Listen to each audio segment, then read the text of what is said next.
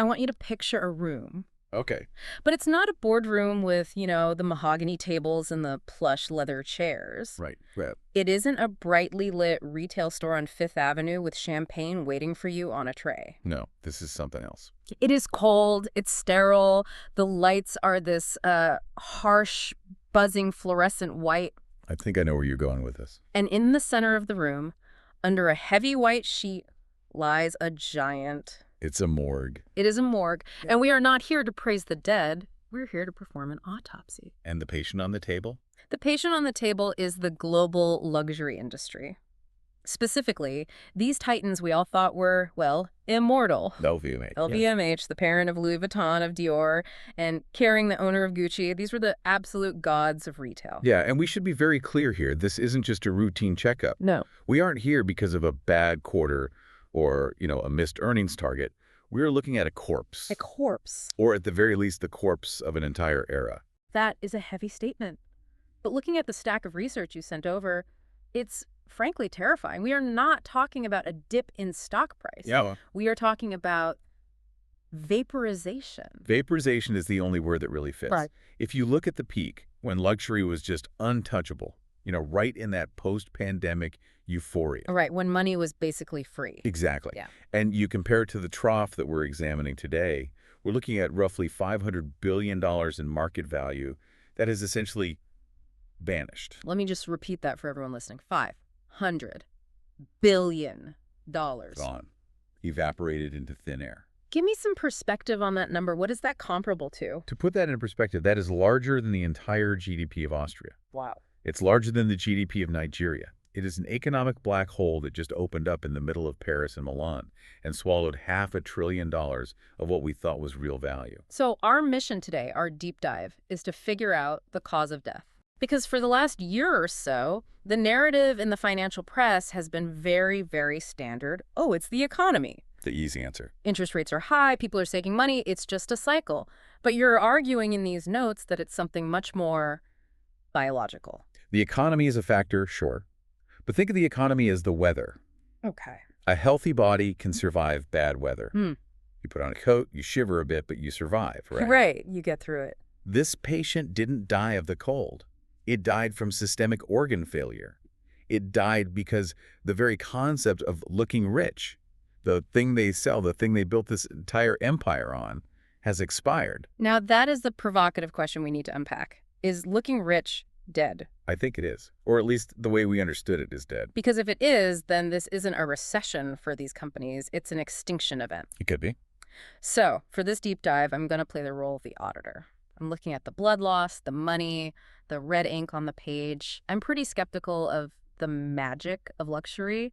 I just want to know where the cash went. And I'll play the role of the cultural analyst. I'm looking at the psychological organs. Why did people suddenly stop caring? Why did the magic spell just break? Because when you look at the pathology report, the financial numbers are just the symptoms. The disease itself is sociological. Okay, let's establish the scale of the body before the fall. We had LVMH, which was the first European company to ever reach a $500 billion valuation. A $500 billion valuation. It was a juggernaut. It felt like nothing could possibly stop it. It was buying Tiffany. It was everywhere. It was the sun, and everything else in retail was just a planet orbiting it. That's a great way to put it. And now, it's retreated significantly. It's hovering closer to that $350 billion mark, give or take, depending on the week. But the symptoms are everywhere. Like what? We're seeing revenue declines across the board. We're seeing margin compression. And most alarmingly, we're seeing the flatlining of organic growth. And Kering. Kering is where it gets really ugly. It owns Gucci, and it has seen revenue down 12–13%. But Gucci specifically took a massive hit, down over 20%. 20% drop for a brand like Gucci is? Yeah. That's catastrophic. That's not a stumble, that's a stroke. It is a massive cardiac event. And to understand why it happened, I think we have to make the first incision. Okay. We need to look at the business model itself. All right, let's start there. Section 1. The democratization poison, or as you call it in your notes, systemic necrosis. Right. Let's look at what I call the genetic error in the modern luxury business model. A flaw in the DNA. A fatal flaw. For the last 20 years, these luxury brands have been fueled by a very specific type of person. They call them the aspirational consumer. I feel like I know this person, or maybe I am this person. Give us the clinical definition, though. Who is the aspirational consumer? The aspirational consumer is the person who isn't technically rich by the standards of the ultra-wealthy. They aren't flying private. They don't have a family office managing their money. But they have enough disposable income, or more often credit, to save up for that entry-level bag, that wallet, those sunglasses. So the little piece of the dream. Exactly. In industry terms, these are consumers spending less than 5,000 euros a year with the brand. Okay, so this is the person buying the keychain to feel like they're part of the club. It's the Henry high earner, not rich yet. Or maybe even the not high earner, but wants to look like one. Right. And here's the genetic defect. The industry became addicted to them, completely hooked. How addicted? Aspirational consumers used to make up 74% of the market. 74? Yes. Think about that for a second. 3/4 of the business for these supposedly exclusive brands was coming from people who, frankly, had to stretch to afford it. So the exclusive club wasn't exclusive at all. It was just a club with a really, really expensive cover charge that millions of people were kissing. It was a volume business masquerading as a rarity business, a complete illusion. And that worked fine when money was cheap and the economy was booming and everyone felt rich. But now... But look at the beta now. That 74% has retreated to 60% and is falling fast. That is a massive demographic collapse for this industry. So the industry tried to scale exclusivity, which just sounds like an oxymoron, doesn't it? Come join our exclusive club that has 10 million members. It's a biological impossibility in luxury economics. You cannot be everywhere and be rare at the same time. It just doesn't work. The diagnosis here is necrosis caused by democratization. Necrosis, the death of tissue. The death of brand equity. They opened too many stores. They printed too many logos. When the aspirational consumer is 74% of your business, you aren't selling luxury anymore. You're selling mass market goods with a ridiculously high markup. And of course, when the economy tightens, those aspirational buyers are the first to leave. The very first. They're the ones hit by inflation, by rent increases, by student loans coming back online. Precisely. They're the most fragile organ in the entire body. The billionaire doesn't care if a carton of eggs costs $10. The aspirational consumer cares very, very much. But you're saying it goes deeper than just them running out of money. Oh, much deeper. Huh. We need to talk about the physical manifestation of this error. We need to talk about the scarcity paradox. This section in the notes was fascinating. You have this metric called DSI, Days Sales of Inventory. Yes. I feel like this is a term that accountants love and marketing people absolutely hate. It's the metric that tells the truth when the CEO is lying. Oh, okay. DSI basically measures this. Right. How long does a product sit on the shelf or in a warehouse before it actually sells? Okay, break that down for me. If I'm a bakery, my DSI is probably 1 day. Exactly. If you're a bakery, it's 1 day. If you're a fast fashion place like H&M or Zara, maybe it's a few weeks. Right. In luxury, you expect it to be higher because these are expensive, considered items. You want things moving, but not too fast, yet you certainly don't want them gathering dust. You want a controlled, healthy flow. So let's look at a healthy organ in our autopsy. Hermès, the makers of the Birkin, the gold standard of luxury. What's their DSI? Hermès has a DSI of around 195 days. Okay, so that's roughly 6.5 months. It is. That feels, I don't know, reasonable. I mean, for a $10,000 bag, you expect it to sit for a little bit. It's very healthy. It Yeah. shows incredible control. They produce just enough to meet demand, or maybe even a little less, to keep that desire burning. Okay, so that's healthy tissue. Now show me the diseased organs. Well, there was a recent report. It was a short seller report, so we have to take it with a grain of salt. But the logic is sound, and it was focusing on Brunello Cucinelli, The king of quiet luxury. the very same, a brand that prides itself on humanistic capitalism and, ultra-luxury. The report alleged their DSI was at 404 days. 404. 404 days. That is, that's more than a year. A product is sitting on a shelf for over a year before it sells. That is a sweater celebrating its first birthday in the stockroom. That's a pair of trousers that has seen seasons change, trends die, and a new year begin, and it is still sitting there. So why is that fatal? I mean, okay, it's inefficient, I get that, but does it kill the brand? It is a critical accumulation of toxins in the system. Think about it. If you have 404 days of inventory, you are literally drowning in product. Your warehouses are overflowing. You have made mass market quantities of goods while promising rarity. And what happens when you have too much product that nobody is buying at full price? Well, you can't just burn it. Burberry got caught doing that a few years ago. It was a public relations nightmare. Right, I remember that. And you can't just give it away. So where does it go? It goes to the place where luxury brands go to die. The off-price rack. The outlet mall. TJ Maxx. Right. Exactly. And that single act destroys the immune system of price integrity. This is the mechanism of death right here. Okay. The moment a consumer sees a $2,000 sweater at a discounter for $400, the entire illusion shatters. It's over. It's over. The brand promised rarity. They justified that $2,000 price tag by saying, this is special, this is scarce. But the inventory levels prove they produced mass market quantities. It is the ultimate betrayal of the customer's trust. It's like finding out the magician is just using a simple mirror. The magic is just gone. And it's worse than that.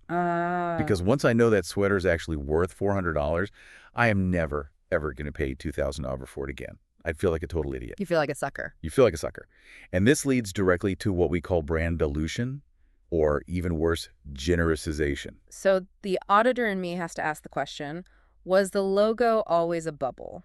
And the cultural analyst in you answers, what? It became a victim of its own ubiquity. Okay. There is an old, somewhat brutal saying in this industry. It's classist, it's ugly, but it is sociologically 100% accurate. Let's hear it. When the maid owns the same bag as the mistress buys a Birkin or nothing at all. Oof. That is harsh. But it speaks to the core of what luxury is supposed to be, doesn't it? It's a sorting mechanism. It is the brutal sociology of class and distinction. If the logo is everywhere, it loses its power to distinguish. It ceases to be a signal of status and becomes a signal of conformity. And for the true elite, the people these brands actually want to attract, conformity is the enemy. It's death.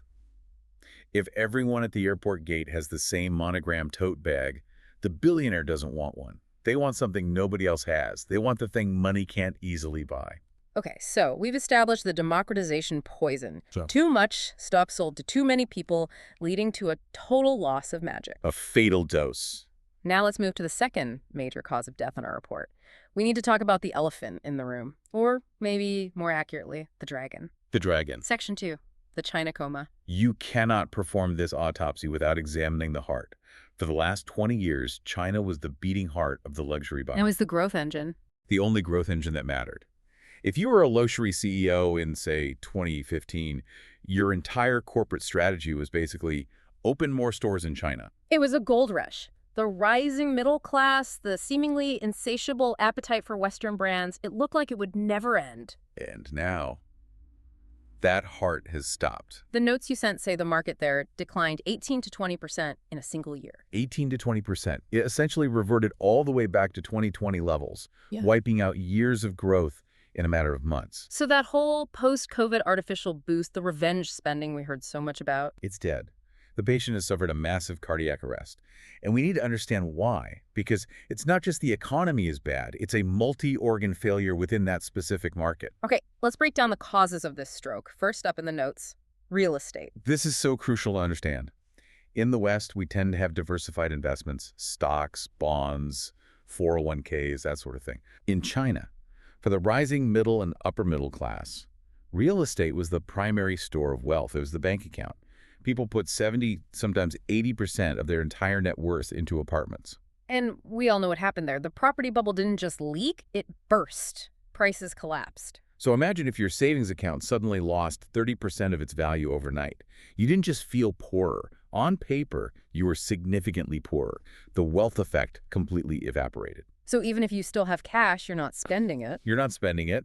When your net worth is tied to a crumbling, half-finished apartment block, you are not going to go out and buy a Louis Vuitton Neverfull. Your mindset shifts from aspiration to preservation. It's a huge psychological blow. You feel broke, even if you're not. Exactly. Then you compound that with the second factor, youth unemployment. This has been in the headlines a lot. We are seeing record high unemployment rates among Gen Z in China. This is the generation that was supposed to be the next wave of super spenders. They were called the Little Emperors. Right, the beneficiaries of the one-child policy. They were supposed to carry the torch for luxury consumption. Yeah. Instead, they're opting out entirely. They're lying flat, as the social movement is called.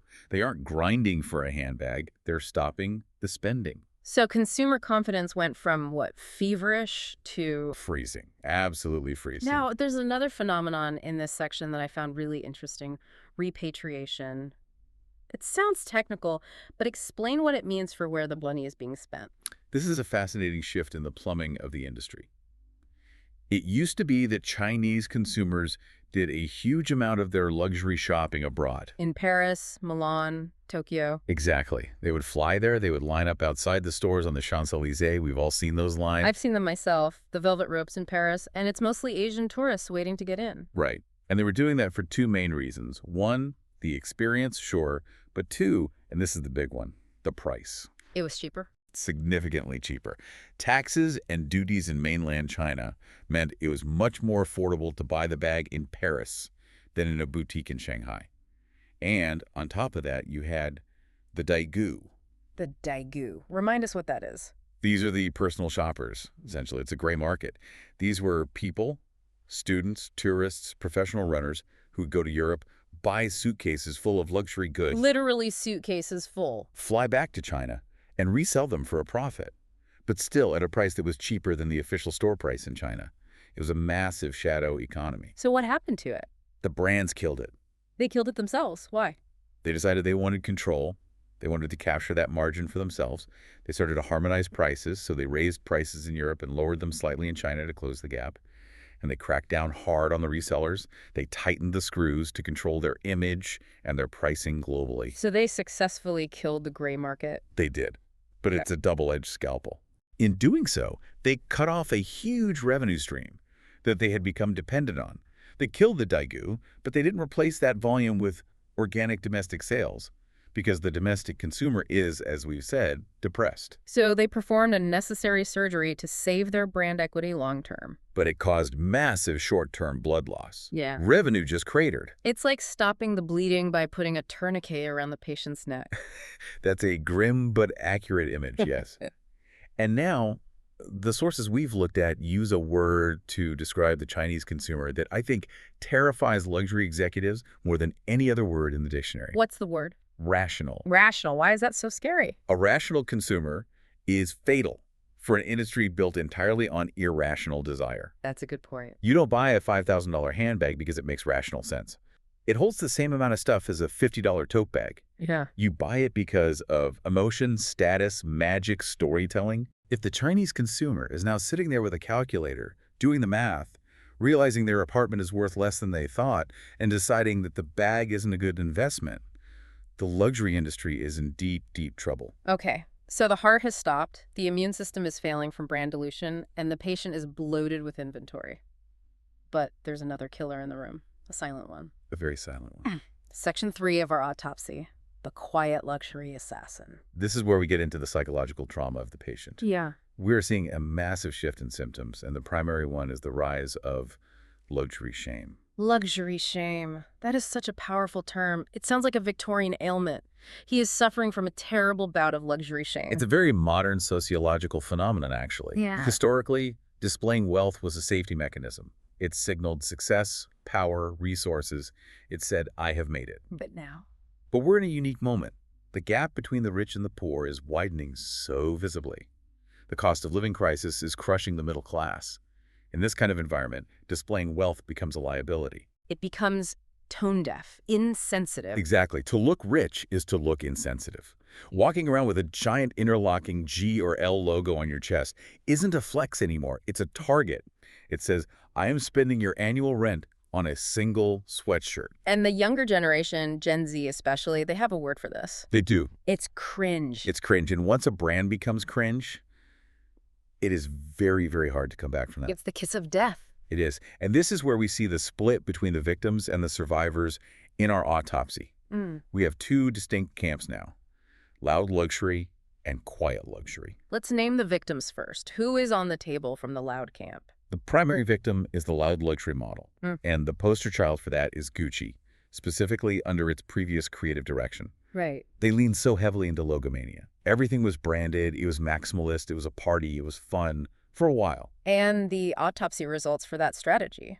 Kering's revenue is down significantly. And as we said, Gucci itself is down over 20%. Why? Because it was performative. It was designed to signal wealth loudly.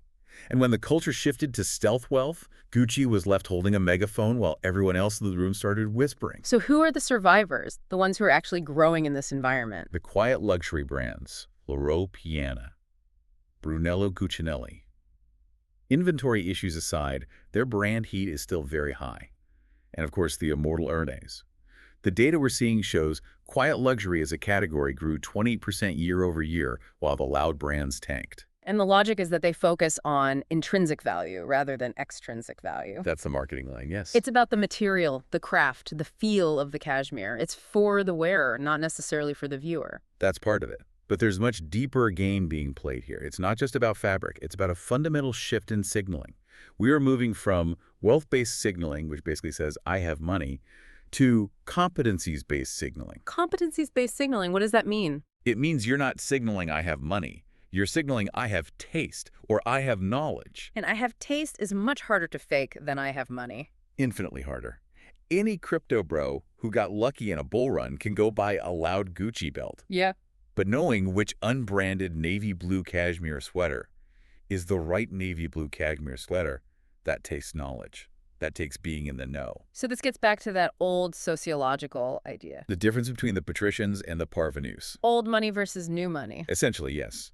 The patricians, the old money, the true elite, they want to signal to each other, not to the masses. They use these inconspicuous signals. A specific type of stitching on a loafer. A particular type of fabric like vicuña that looks like regular wool to the average person but screams money to an expert. It's a dog whistle. Yes, it's an economic dog whistle. Only the other dogs can hear it. If I'm wearing a Laurent baseball cap that costs $800, 99% of people on the street think it's a $20 cap from Target. But the one other person in the room who knows, they see it. They give me a little nod. We're in the same tribe. And the reason this is so deadly for the logo brands is that the logos became associated with the parvenu, the new money, and even worse, the poseurs. Correct. The poseurs are the people buying fakes or stretching their credit cards to the absolute limit to buy that one entry-level item. Once the poseurs adopt the logo, the patricians flee. They abandon the brand. Immediately. They say, this isn't for me anymore. And once the patricians leave, the aspirational buyers, who are only buying the brand to look like the patricians, they eventually realize the brand isn't cool anymore, and then they leave too. It's a cascading failure. The top falls off, and then the bottom completely falls out. And that brings us to the final moments. Section 4, aspirational death. This is where the patient flatlines. We touched on this aspirational consumer earlier, but I want to drill down into the psychology. We called them Henrys before, but one of our sources used a much darker and maybe more accurate term. They called them anxiety buyers. That phrase hit me so hard when I read it. It's just a brilliant diagnosis. Anxiety buyer. Unpack that for me. They weren't buying the product because they loved the design or the craftsmanship. They were buying relief. Relief? Relief from the anxiety of status. Relief from the feeling of being left behind in a hyper-capitalist society. They were buying membership in a club that is explicitly designed to exclude people exactly like them. It's a statement. I'm not poor. Look, I have the bag. I matter. Exactly. It's a shield against economic insecurity. But then came the break point. The brands got greedy. This was the price hikes. Aggressive, unbelievable price hikes. They used inflation as an excuse, but it went way beyond that. We saw prices on classic bags jump 20, 30, even 40% in a very short period. The Chanel Classic flat bag used to be around $5,000. Now it's pushing $10,000. That is just insane for a handbag. And the anxiety buyer, who's already stretched thin, looked at that $10,000 price tag and finally just said, no. It wasn't just that they couldn't afford it. They wouldn't afford it. The deal was off. They didn't just run out of money. They ran out of belief. The survey data on this is damning. 3 out of 4 aspirational customers abandoned purchases because of what they called negative value perception. Which is just a corporate way of saying it's not worth it anymore. You're ripping me off. The skull was broken. They realized that the price hike wasn't about better leather or better wages for the artisans in Italy. It was just pure, unadulterated greed. And this breakdown of belief opened the door for something that used to be a bit taboo, but is now completely mainstream. The dupe economy. The world of fakes. This is a fascinating cultural shift. Yeah. If the goal is just the look, if the goal is just the aspiration, why pay $5,000 when you can get a dupe? And I'm not talking about a cheap knockoff from a street corner with a misspelled logo. I'm talking about high-quality dupes, super fakes. I've read about these. They are almost indistinguishable from the real thing. Sometimes they're even made in the same factories, just off the books after hours. Exactly. And the moral stigma of buying a fake has almost completely vanished for Gen Z. They see the luxury brands as greedy corporations that are ripping them off anyway. So buying a dupe isn't stealing. No, it's hacking the system. It's seen as savvy. It's smart. So the consumer's logic is, the brand has no soul anymore, so why should I pay the premium for the soul? I'll just pay for the leather and the stitching. Precisely. If the brand is just a logo and a marketing budget, and the quality isn't clearly superior to a $500 dupe, then the consumer asks, why am I paying this $9,000 premium? They switch to the dupe because, frankly, the soul of the brand they were buying into was already gone. But the money didn't just disappear from the economy. People are still spending. Where did that aspirational money go? It moved. It migrated. The money left the goods sector and it flooded into the experience sector. Experiential luxury. Travel, wellness, high-end hospitality. If I can't signal status with a bag because bags are cringe, and I can't signal status with a fancy car because that's bad for the environment, what's left? You signal status with a trip to the Maldives. You signal status with a photo of you at an exclusive wellness retreat in Costa Rica. You can't fake a geotag at the Aman in Tokyo. Exactly. You can buy a fake handbag. You cannot buy a fake sunset in Santorini. The experience is the new scarce asset that proves you're part of the club. And LVMH, the biggest player, they see this coming, right? I noticed in the dossier that they are pivoting hard into hospitality. They are not stupid. Bernard Arnault is one of the richest people in the world for a reason. They see the writing on the wall. Look at what they're doing. They're buying hotel groups like Belmond. They're launching luxury trains.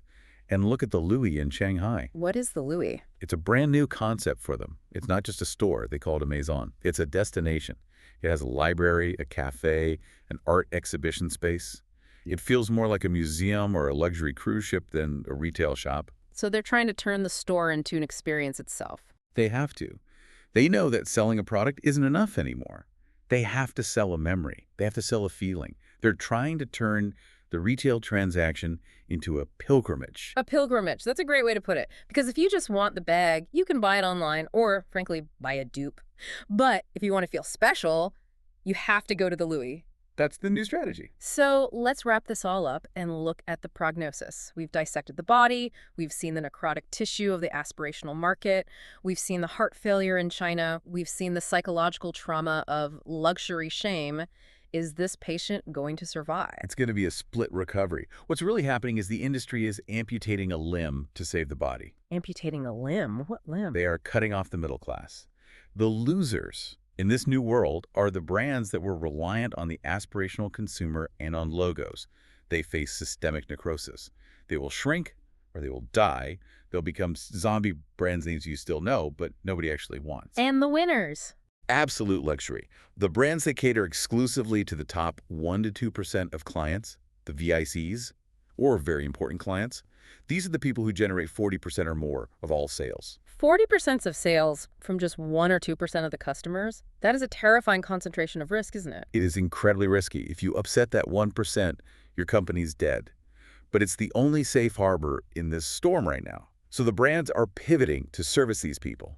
It's all about intimacy over ubiquity. So fewer, better customers. It's about private salons, exclusive access, events where you can't just buy a ticket. You have to be invited. The store isn't a store anymore. It's a private club. And technology must play a huge role in this new world. A critical role. If you're going to charge $10,000 for a bag and you want to fight the dupe economy, you need proof. Proof of life or proof of authenticity. Exactly. Proof of authenticity. Yeah. We're seeing the rise of the AI factory and digital passports. Brands are using blockchain and AI to create a digital pedigree for every single item. You'll be able to scan the bag with your phone and see its entire history. Like a birth certificate for the bag. A birth certificate and a full resume. Who made it, where the leather came from, when it was sold, who owned it before you. It has to have that because if intrinsic value is the new game, you have to prove it. You have to prove that this isn't just marketing, that there is actual verifiable craft here. So we're moving from a world of mass luxury, which was always a lie to, a world of true luxury for the very, very few, and then dupes for everybody else. That seems to be the trajectory. The middle ground is completely collapsing. The era of the aspirational middle is over. You're either in the club or you are out. And the brands are making it very clear who they want in. That is pretty sobering. It feels like the end of the democratic dream of luxury, that anyone could buy into it. It is the inevitable and painful correction of a bubble. The bubble wasn't just financial. It was cultural. We thought we could all be rich if we just bought the right keychain. Yeah. And we were wrong. So we've opened the body, we've examined the organs, and we've determined the cause of death. Let's deliver the final verdict for the file. The verdict is clear. The old luxury model, the model of democratization, of selling the dream of wealth to people who couldn't afford it, of slapping a logo on everything and raising the price 40%, that model died. Cause of death. It died of a combination of greed and cultural obsolescence. The era of the logo is over. The era of the logo as an easy shortcut to status is over. The luxury industry didn't just lose its customers. In many ways, it lost its soul. It traded its heritage for quarterly earnings growth. And now, to survive, it has to earn that soul back one stitch at a time for a much, much smaller audience. It's a haunting final thought. We stood over the body and we realized that maybe we, the consumers, killed it with our own desperate need to belong. And that leads to the final provocation for everyone listening. I want to leave you with a little test, a thought experiment. Test. Okay, I'm ready. I want you, listening right now, to go into your closet. Or just picture it in your mind. Find the most expensive item you own. Maybe it's a bag, a watch, a pair of shoes, the thing you really saved up for. Okay, I'm picturing it. I have it in my mind. Now, I want you to mentally take the logo off, scrape it off with a knife, unstitch it, remove the brand name completely. It's gone. Okay. Now look at that object. Look at the leather, the stitching, the design, the weight of it. Is it still worth what you paid for it? That is a very dangerous question to ask yourself. If the answer is yes, then congratulations. You own a piece of luxury. You own true craftsmanship. And if the answer is no? If the answer is no, if without the logo it's just a bag, then you don't own a luxury item, you own a corpse. And on that cheerful note, we'll close the file on this autopsy. Thanks for joining us in the morgue for this deep dive. Stay curious.